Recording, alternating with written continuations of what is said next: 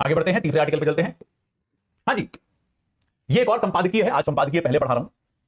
तो भाई ये संपादकीय में क्या है कि यहां पे ये थोड़ा सा इतिहास बताते हैं, क्योंकि ये लेखक हैं, ये बड़े बड़े पदों पर रहे हैं पहले पुराने जमाने में 2008 से 2010 के बीच में काफी सारे पदों पर थे।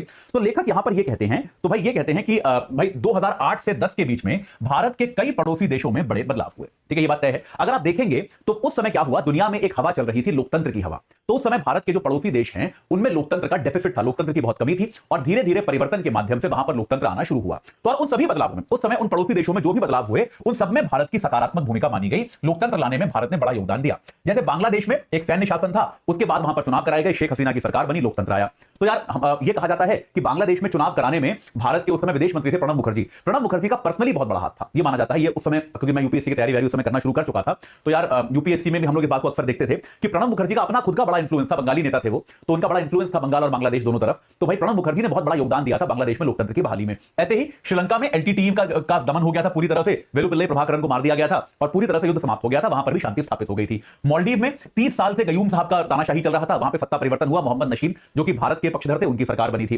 पाकिस्तान में भी कुछ ही समय के लिए सही लेकिन लोकतांत्रिक सरकार बनी थी, ये बात क्लियर है, परवेज मुशर्रफ को हटा दिया गया था, लोकतंत्र वापस आया था। तो हर तरफ एक अच्छी चीज हुई थी भारत के साथ 2008 से 2010 में।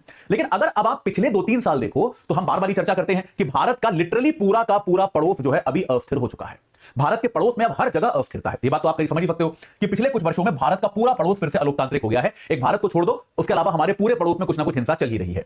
जैसे एग्जांपल देते हैं, ये कहते हैं कि जैसे आप देखो मालदीव में भारत विरोधी सरकार आ गई है, मुइज़ू की आप जानते ही हो। बांग्लादेश में शेख हसीना का पतन हो गया है, शेख हसीना प्रो इंडिया थी, सबको पता है। श्रीलंका में राष्ट्रपति गोटाबाया को देश छोड़ के भागना पड़ गया, ये सब चीजें हम जानते हैं, हमारे सामने हुआ। तो अब सवाल ये आता है कि क्या भारत कुछ कर सकता था?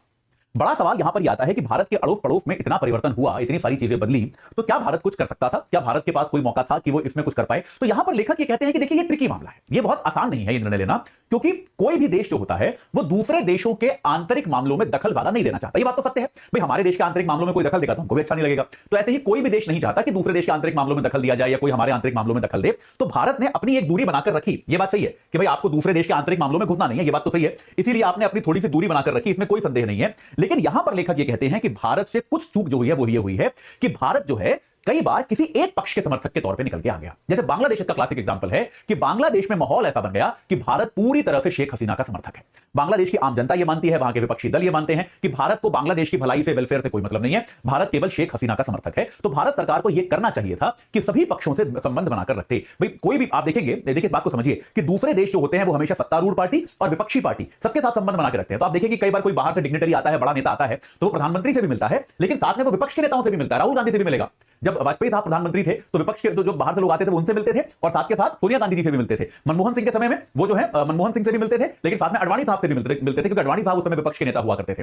तो हर देश ये कोशिश करता है कि यार सत्ता तो बदल सकती है, तो हम दोनों पक्षों से अच्छे संबंध बना के रखें। ये एक गलती लेखक कहते हैं भारत से हुई है कि भारत ने एक ही पक्ष से संबंध बनाकर रखे हैं, दोनों पक्षों से संबंध नहीं बनाए। ये अपने आप में उचित बात नहीं है। तो भारत को अब अपना थोड़ा सा ओरिएंटेशन बदलना चाहिए।